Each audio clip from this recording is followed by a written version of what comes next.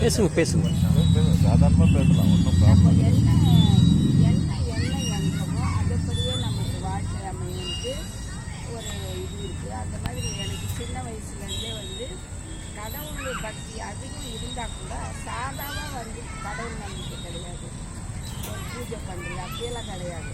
மனசில் நினைக்கிட்டு எனக்கு கடவுளுக்கு தெரியணும், அவருக்கு புரியணும். அந்த மாதிரி ஒரு அந்த சமஸ்கிருத வார்த்தையில் பாடினா தான் கடவுள் எனக்கு புரியல. அந்த வயசில் பாடெல்லாம் தெரியல. நான் சொல்கிறது அவருக்கு கேட்கணும்னு நினைப்போம். அதே மாதிரி அப்புறம் அவர் படம் பார்த்தா கூட அதில் வர பாடல் வந்து சினிமா பாடல் தான் அவருக்கு பக்தியே கொடுத்துச்சு. எல்லா மக்களும் வந்து அதில் வந்து இது சொல்லுவாங்க, ஆனால் பக்தி கொடுக்குறது அடுத்தவங்களுக்கு உதவி செய்யறதுல அந்த எண்ணத்துக்குள்ள அதில் வந்து நம்ம எம்ஜிஆர் இவங்கெல்லாம் பார்த்துக்கணும். அந்த அது ரொம்ப எனக்கு லயமாக இருக்கும். ஏன்னா அதுலேயும் வந்து திருமூலர் பாடல், இவங்க பாடல், திருக்குறள் எல்லாம் வந்து அந்த கண்ணதாசன் இதில் இருக்கும். அதனால் எனக்கு அந்த சினிமா பாடல் கேட்கும்போது தான் பக்தியே ரொம்ப அதிகமாகும்.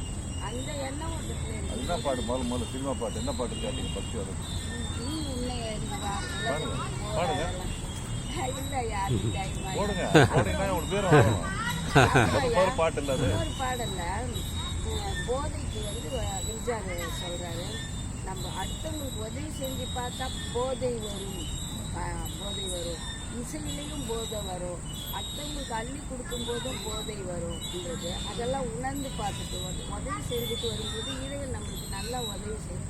கடவுளை நான் அப்படி பார்த்துக்கிறேன்.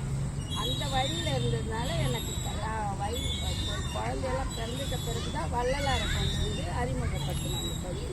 அப்போ நம்ம இந்த எண்ணம் ஓட்டத்தையும் இருக்கும்போது வள்ளலாரும் இதை தான் வந்து சொல்கிறார், மனித நேரமும் அன்பும் தான் கடவுளுக்கு.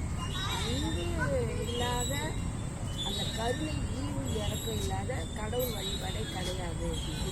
நம்ம அதே எண்ணம் ஓட்டத்தில் இருந்ததுனால கடைசியில் வந்து வள்ளலார்கிட்ட வந்து நான் அந்த தொண்டு செய்யும்போது அதாவது அந்த அள்ளி கொடுத்து வாழ்வோர்கள் ஆனந்த பூங்கோட்டு அந்த போதை புகழில் இருக்கிற போதை இந்த இறை அடுத்தவங்க செய்கிற இதுலேயே ஒரு போதை இருக்குது. நம்மளுக்கு புகழில் போதையை நம்ம நாங்கள் வச்சுக்கூடாது ஆன்மீகத்தில். இருந்தாலும் அடுத்தவங்களுக்கு செய்கிற தொண்டுலையும் அள்ளி கொடுத்து இது பண்ணுறது அந்த மாதிரி ஒரு மன மகிழ்ச்சியாக இருப்போம். நாங்கள் வந்து உணவு பரிமாறுவேன், அவங்க கொடுக்குறதுனாலும் அதில் வந்து எனக்கு வந்து ரொம்ப மகிழ்ச்சி. அது சுத்தமாக சொல்லிட்டேன். வாழ்க்கை வாழ்க்கை